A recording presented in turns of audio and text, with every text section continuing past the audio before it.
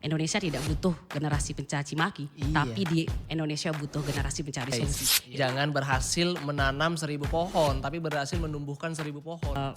Lisan saja, tetapi aksi di lapangan nggak ada. Percuma itu kalau tidak ada aksi itu ibaratnya sekedar basa-basi.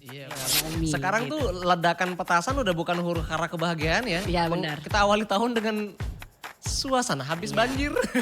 Iya. Karena dari kita sendiri udah dirasa, aduh nih nggak bisa nih. Yang satu aja bergerak, yang lainnya masih ada. Kalau pemerintahnya aja gerak, masyarakatnya belum. Atau masyarakatnya aja gerak, pemerintahnya belum. Ya udah Tuhan sendiri nih, kasih banjir aja biar hanyut semua gitu kan. Biar cepet, ya udah kasih.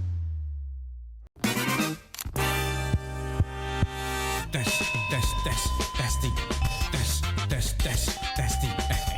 Salah. Casting. Selamat datang di Casting, podcast penting nggak penting. Balik lagi di RRI Singaraja Official, sesuai tampil sama judulnya kita langsung aja kita ngomongin tentang sampah. Fenomena sekarang nih, Kak Ani sebagai seorang peraih penghargaan Kalpataru ya 2024 ya? Iya benar. Nah pastinya miris dong lihat kondisi kita sekarang, sampah masalah udah di depan mata. Cuman sekarang posisinya tuh kayak ini nyalahin ini nyalahin itu, pemerintah menghimbau masyarakat, masyarakatnya nyalahin pemerintah. Sedangkan kondisinya sudah makin keruh gitu. Kenapa kita tidak saling mengerahkan untuk mengantisipasi, malah saling menyalahkan. Kalau dari pandangan Kak Ani gimana? Kalau berbicara sampah itu kan sudah jadi masalah yang tidak hanya sekarang, tapi sudah dari dulu. Iya. Cuman sekarang sampah dipertanyakan salahnya siapa kayak gitu. Jadi saya kira saya tidak mau menyalahkan sepenuhnya pemerintah. Tapi kita salahnya semua. Semua salah karena tanggung jawab sampah itu adalah tanggung jawab kita bersama. Sampahmu tanggung jawabmu, harusnya seperti itu. Walaupun kebijakan pemerintah itu kan sudah sering membuat kebijakan, peraturan-peraturan mulai dari peraturan 2018 tentang pembatasan plastik sekali pakai. Kemudian juga ada pengelolaan sampah berbasis sumber, kemudian yang terbaru ini ya surat edaran gubernur tentang gerakan Bali bersih dari sampah. Cuman yang menjadi sorotan saya itu adalah bagaimana implementasi kebijakan ini di lapangan. Itu yang harus dievaluasi biar tidak hanya sekedar lisan saja tetapi aksi di lapangan nggak ada. Percuma itu kalau tidak ada aksi itu ibaratnya sekedar basa-basi. Iya benar. Jadi permasalahan sampah ini adalah apalagi kita sebagai generasi muda tentunya harus mencari solusi. Indonesia tidak butuh generasi pencaci maki, tapi di Indonesia butuh generasi pencari solusi. Itu harus kita sadari bahwa permasalahan sampah ini adalah tanggung jawab kita bersama. Kalau setiap orang itu mau pilah olah kelola sampah mulai dari di rumahnya sendiri, saya kira pelan tapi pasti permasalahan sampah pasti akan bisa diatasi. Karena saya tanya dulu nih, semua orang mau nggak mengelola sampahnya? Mau nggak memilah sampahnya? Kadang orang paham pun tidak mau. Apalagi masyarakat yang kurang paham. Justru bagaimana sekarang pemerintah itu memberikan gebrakan baru untuk mengedukasi masyarakat. Tentang bagaimana masyarakat itu harus paham bahwa sampah ini merupakan masalah yang harus kita carikan solusi bersama. Bukan salah menyalahkan. Betul, karena kondisinya udah jelas kan di depan mata gitu. Daripada menggencarkan himbauan kayak better kita mulai dari kemauan deh. Dari diri sendiri dulu gitu. Sampah, kalau ngomongin sampah nggak cuma plastik ya. Benar. Bukan cuma yang organik, non organik ada. Masih banyak ada residu. Terutama yang jadi sorotan sekarang kan sampah yadnya. Iya benar. Bali penyumbang sebagai pulau dewata gitu. Pacarnya banyak tapi sekaligus penyumbang sampah terbanyak juga. Gimana tuh Kak? Jadi kalau kita lihat dari aktivitas kita sebagai orang Hindu di Bali, terutama pada saat Upakara. Kalau kita soroti pasti kita pada saat Ikeda Seludra di Pura Besakeh. Itu sampah organik menggunung. Wah ngeri itu. Tapi pemerintah juga sudah mengejarkan namanya Suke Project. Yang implementasinya itu bekerja sama dengan berbagai organisasi. Hanya saja sampah itu kan tidak hanya sampah organik yang ada di pura atau tempat persembahyangan. Kalau misalnya setiap rumah atau setiap pura dadi atau pura kawitan dan sebagainya yang ada di sekitaran kita itu memiliki tempat pengelolaan sampah organik sisa canang sari atau sarana persembahyangan itu di puranya masing-masing, itu pasti akan bisa diatasi. Misalnya saja Puri Jaganate kita bisa lihat bahwa di sini di Buleleng itu ada biopori yang Betul. pernah dipasang oleh gerakan biopori. Itu sudah ada di sana. Bagaimana nantinya masyarakat mau membawa sampah organik dari Canang Sari itu dimasukkan ke dalam biopori. Kemudian dibuatkan tebe modern. Iya. Atau tebe dulu leluhur kita sudah pernah membuat tebe, tapi lingkupnya itu masih belum modern. Ibaratnya kayak gini, buang sampah kemana, ke tebe dulu orang bilang kayak gitu. Sekarang kita bagaimana mengemas tebe modern ini sebagai solusi itu alternatif untuk pengolahan sampah organik, terutama sampah organik dari sisa persembahyangan, kayak gitu. Karena kita nggak bisa nyalahin tentang sampah yadnyanya ya. Kan leluhur kita sama nenek moyang kita dulu itu nyiptain entah Banten, entah sarana upekara upacare itu dari busung harusnya pakai semat, sekarang pakai kacip kan. Iya benar. Terus juga dari dulu itu menggunakan istilahnya jaje atau aturan-aturan yang dibungkus dengan daun. Kalau sekarang kan bungkusnya plastik.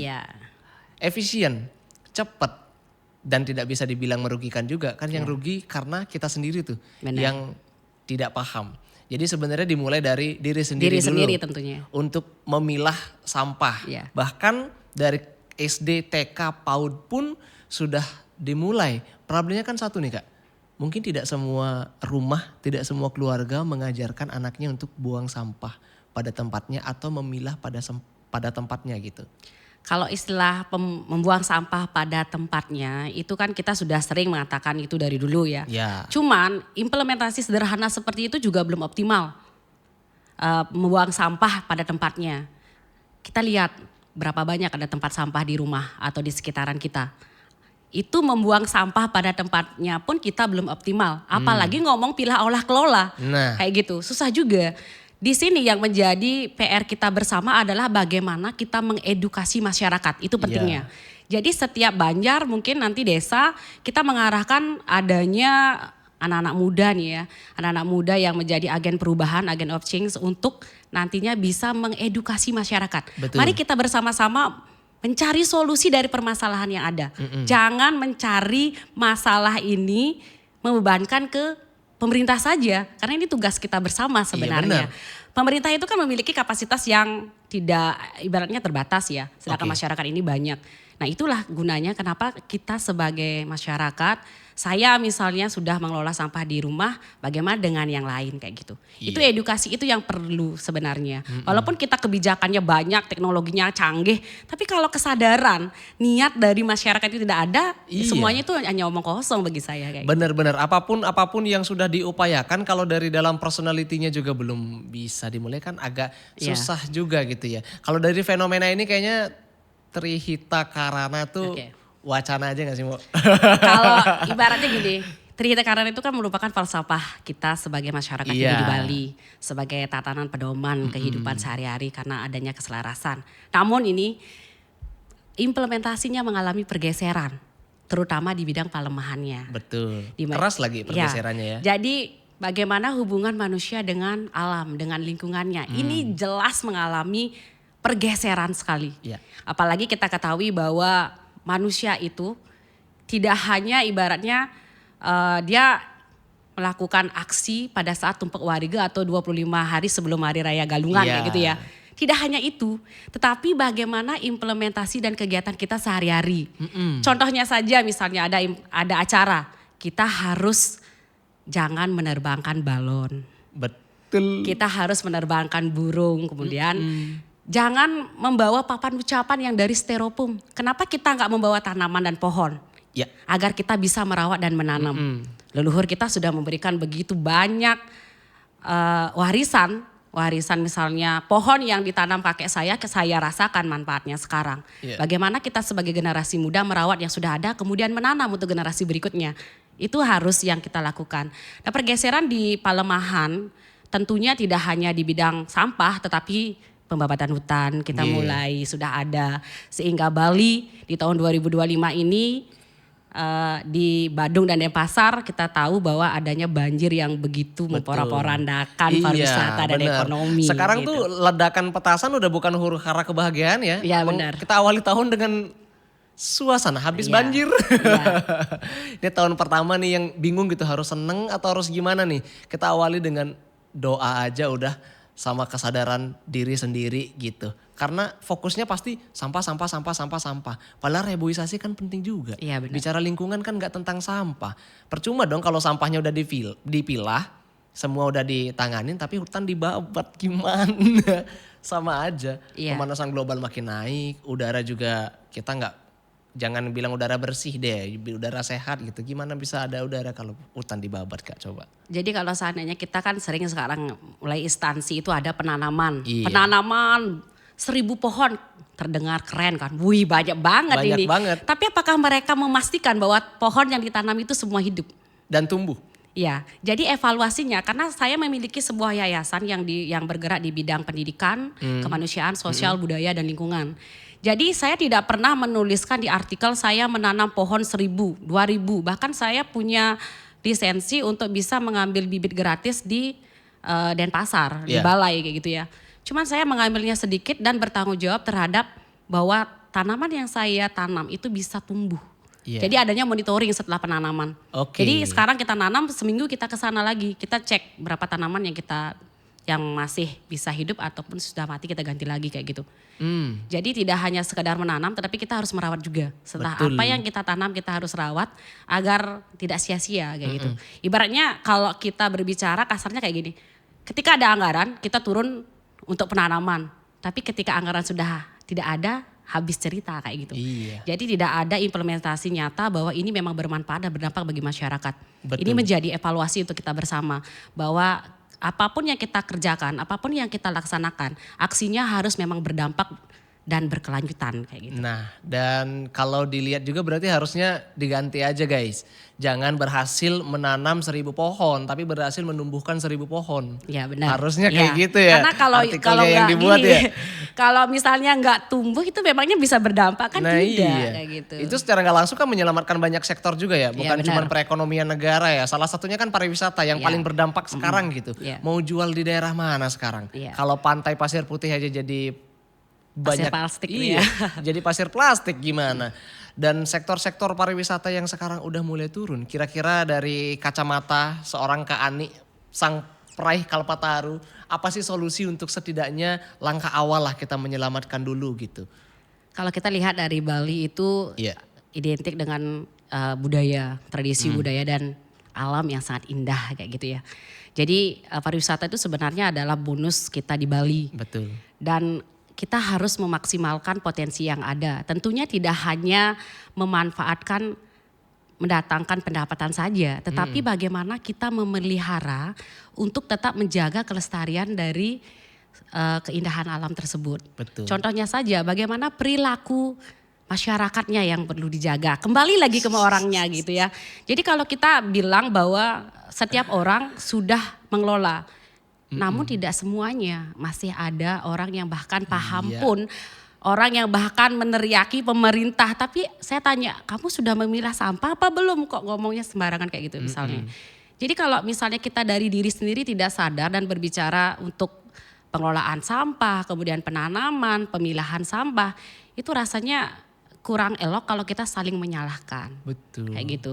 Kemudian kalau Bali sekarang masalah sampah apalagi penutupan TPA Suwung kayak gitu ya, dan kemungkinan juga adanya banjir, ini Bali mungkin akan kembali akan menjadi mohon maaf tidak gelap lagi gitu ya. Iya. Jadi bencana-bencana yang terjadi di Bali ini takutnya nanti membawa dampak buruk di sektor pariwisata kayak gitu. Bener.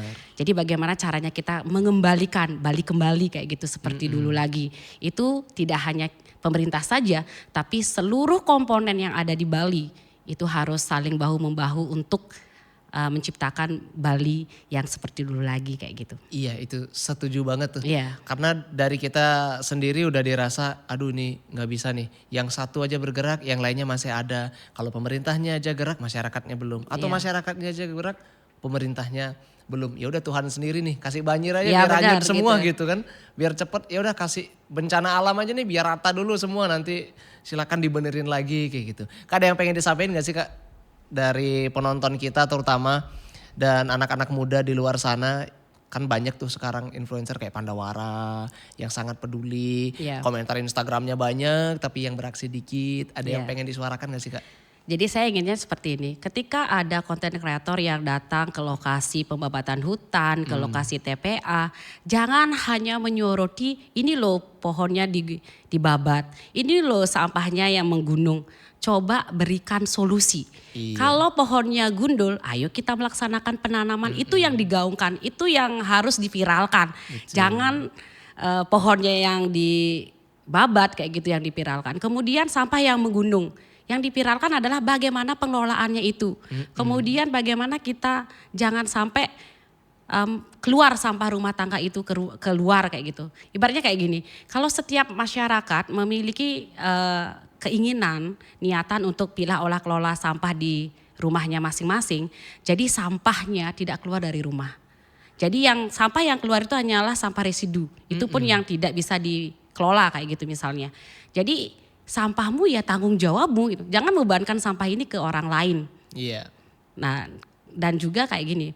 Kalau kita sebagai masyarakat, apalagi generasi muda, yang saya harapkan generasi muda lebih banyak menyumbangkan ide dan inovasinya, bukan justru menyalahkan sana, menyalahkan sini, tetapi bagaimana masyarakat dan generasi muda ini bahu-membahu untuk mencarikan solusi. Padahal kita sudah punya solusi yang sederhana dari pengelolaan sampah di rumah. Yeah. Pertama, setiap rumah wajib memiliki biopori tebe modern. Kemudian kalau misalnya sampah sisa persembahyangan misalnya kayak gitu, kayak misalnya sisa buah yang tidak bisa dimakan, itu kita bisa jadikan ekoenzim. Yeah. Jadi sampah-sampah yang kita hasilkan di rumah tidak keluar, kayak gitu. Itu juga harus dibarengi dengan implementasi kebijakan pemerintah yang bagus. Jangan sampai pemerintah mengeluarkan kebijakan tetapi implementasi di lapangan nggak sejalan. Yeah. Itu yang menyebabkan kadang-kadang masyarakat malah justru menyalahkan pemerintah kayak gitu. Betul sekali. Jadi kesimpulannya adalah semua dimulai dari diri sendiri guys. Ya benar. Entah himbauan, entah itu bentuknya peraturan, ya tetap dimulai dari diri kita yang punya kemauan dengan niat yang tentunya beraturan. Jangan lupa like, komen, dan subscribe video ini kalau kamu suka. Kita bakal ngobrol dengan topik yang lain. Bye. Hehehe, habis nonton podcast, enaknya tidur. Maksudnya like, comment, and subscribe biar nggak ketinggalan casting berikutnya.